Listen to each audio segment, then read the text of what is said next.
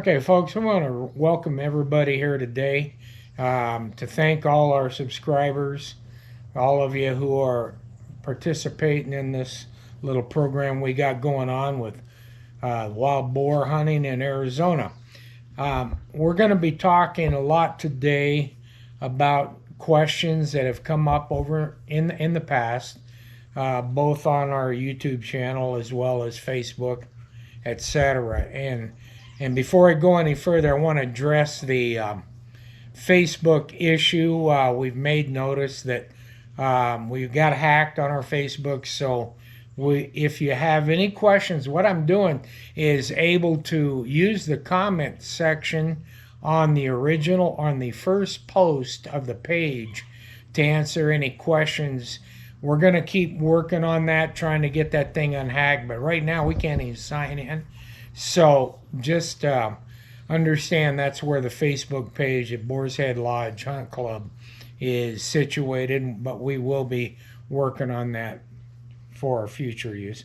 Anyway, so again, the question and answers, what we want to do is on the videos, if you have questions, go to the comment section and we will address those as best we can. There's also an email on the account. It's ArizonaHogHunters@gmail.com. It's listed in there on the YouTube channel. And so, again, we'll address any questions you have the best our ability. Today's subject we're going to be is talking about more about locating Sus scrofa or Sus domesticus. Sus scrofa being the European boar, Eurasian boar. Sus domesticus are more in line with the feral hogs that are more prevalent in the state of Arizona. However, we do have Eurasian boar here as well. Okay, so one of the things in locating hogs in general, and there's several methods. We have the bucket method, which they use on private property for the most part. And what this is basically is a 5-gallon bucket. You drill holes in the top, fill it full of corn, water, a little bit of yeast, and maybe a gallon of your favorite tropical punch or orange soda or whatever. And then you hang it from a tree. The odor is what brings in hogs. This is a favorite tactic in Texas and Louisiana, states that have a lot of hogs and also a lot of private property. We want to be careful with that because with all the public lands here in Arizona, we really don't want to have a bunch of buckets hanging around. I think Game and Fish and people in general, the public in general, probably wouldn't appreciate all these buckets hanging around from trees, etc. Not to mention that the vandalism that would occur.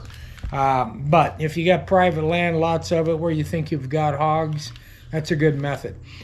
We use what is common the pit method, and it's basically setting up your feeder station where you dig a pit, pour in your hog slop, whatever your magic potion is, and we have ours, and then bury it. I typically like to use a sow and heat, concoction to help bring in the pigs. And then you set your camera up where it is focused on your feeder station. And that way you're able to see what you've got in. And we're going to be talking more about that because there's in any method we're using, it's going to have its pitfalls as to what works, how it works, and is there any foolproof idea. We're going to address that. But anyway, another method is spot and stalk. Places like California where you got rolling hills, a lot of open territory, that works really well. Most other states, not so much. Arizona, yeah, you can do that. We do have a lot of hills, etc., that we can be glassing, spotting and stalking. And so that is one technique. Another one is the water source. Understand that hogs in general have to have water.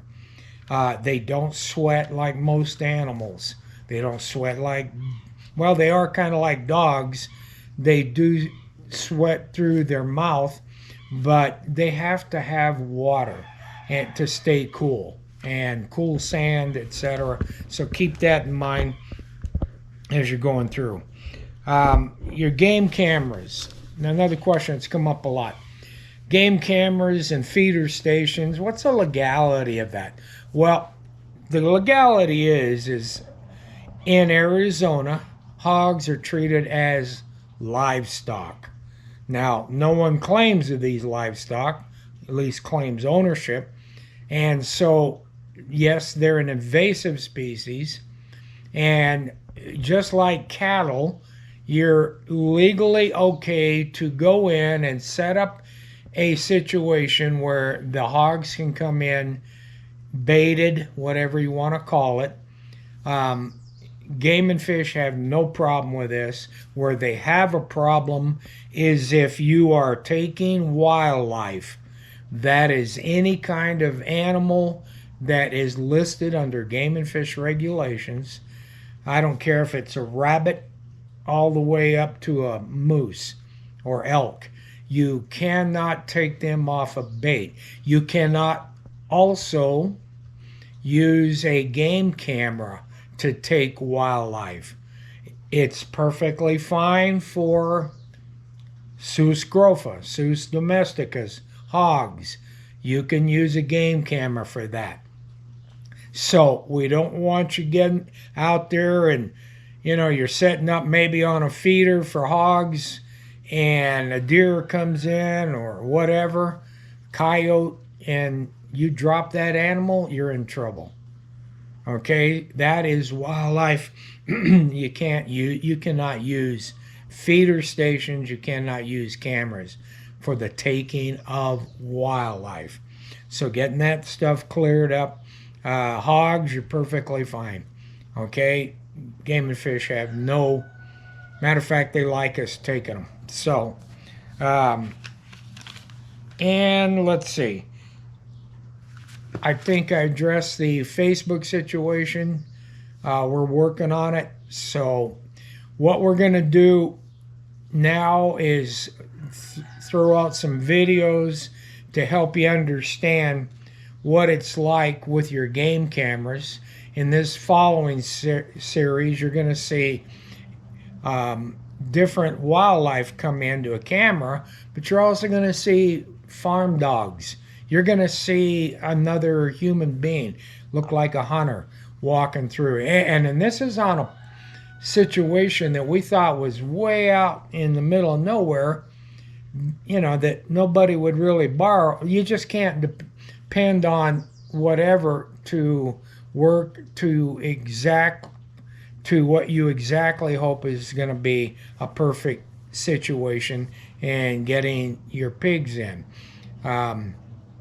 You're going to see this on the video. And this was probably 300 yards maybe away from where we knew our hogs were operating, hanging out. And yet 300 yards away, you got all these dogs, you got human activity. These are things that occur. And it's going to happen on occasion, not all the time. But it's kind of give you an idea what to expect if you're setting up cameras, etc. That it doesn't always work like you think it's going to work. Okay, so we're approaching a latrine area that the pigs have been using in this area here. What we're going to do is ascertain whether it looks like it's a situation that's ongoing. Last time I was here about a week ago, it was still active, being used by hogs.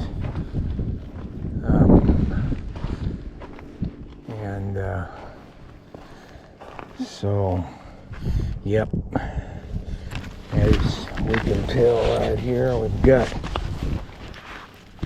sign.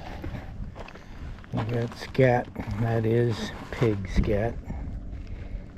Okay. And this looks like, let's see, got a little bit there. And I think there's going to be more right up in here, all through this spot.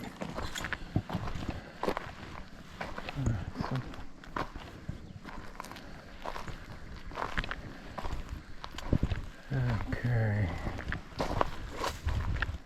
Seems like this area right in here is being used by hogs. Yep, we got more here. And we do look like there's some fresh tracks. The scat is looking fairly old. I mean, it's conceivable that our little piggies have been picking up our scent coming through here. And they may be moving, but I think we're going to go ahead and we're going to leave our materials here and go check the feeder station we've got in the camera, and then I will renew. That's not old, real old there. Yeah, that's pretty soft. So I'm guessing from the sign we've got here is that we're dealing with just 3 or 4 pigs. One medium size and maybe a couple of smaller ones. Could be her piglets. But we're gonna, and today, yeah, so I'm leaving, we're gonna be posting up a station, feeder station here, since we know the pigs use this a lot, and depending on what we've got going on down at our original feeder station, I think we'll pull that camera back up in here after I get everything refreshed. Don't want to carry the equipment I've got, so I'm leaving it here. Last time I came in, last 2 times I've come in, we've been hearing something moving through the brush, and yeah, so this time I've got my rifle, just in case. Might get a shot at a hog. And then we also had that lion track that we saw, what was it, a couple weeks ago in here. Let's see if I can pick up any more sign on that.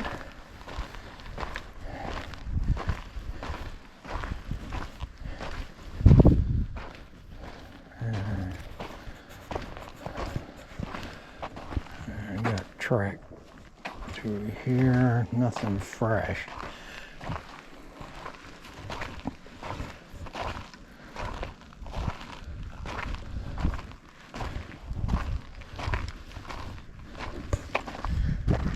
Okay, that could be javelina. Well, I don't know. Got some old track when that last rain happened. Looks like we got track there. That's probably when those tracks were made, right after that rain.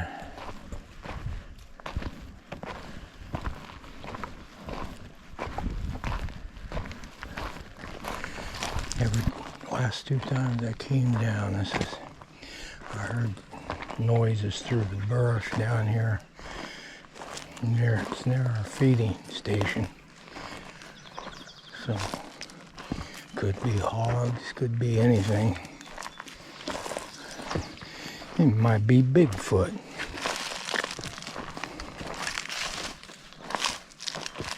Thick as this stuff is in here, it could be anything. Okay, I got movement there.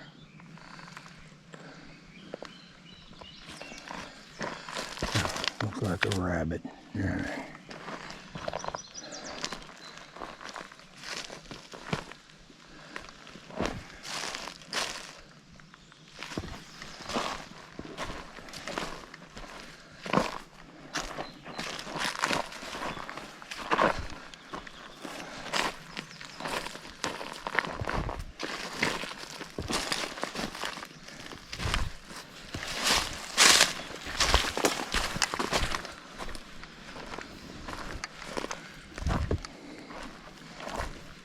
Okay. I heard it again. It's a thump. Every time I come down here, I hear that.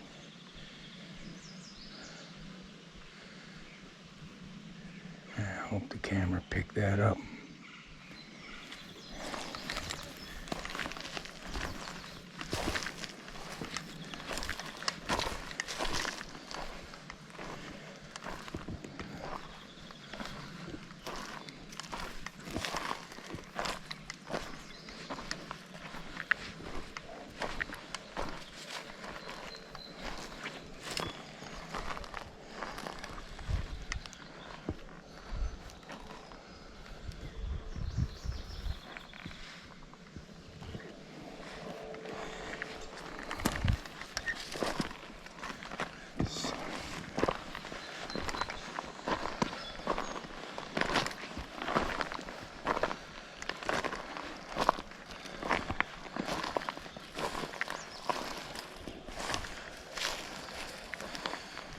Yeah.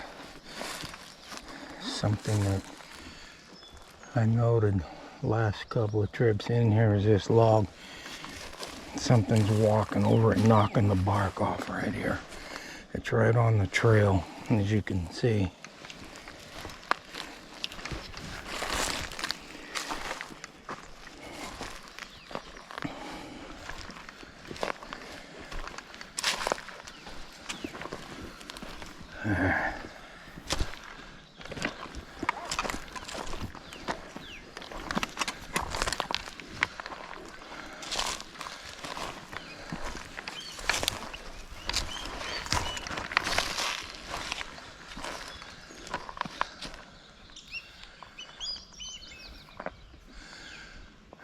Pretty quiet down here now.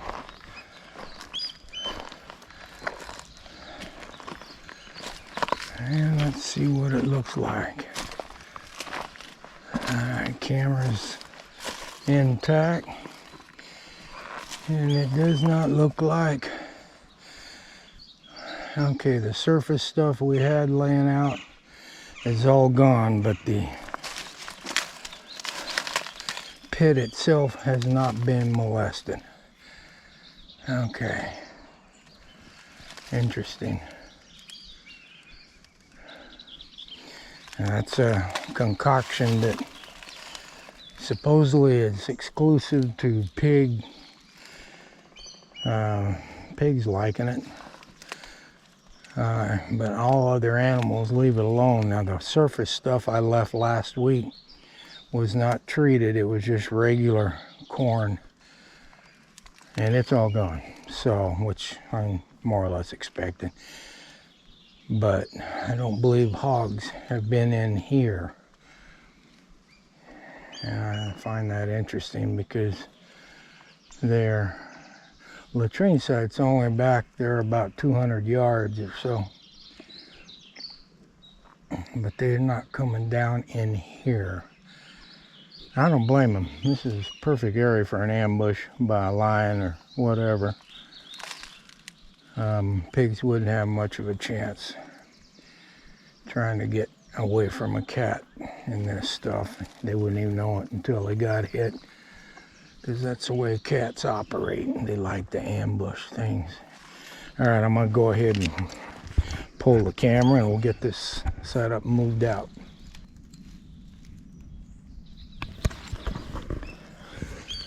Okay, so upon further examination of this feeder station, I discovered we've had human activity in here, maybe with a dog.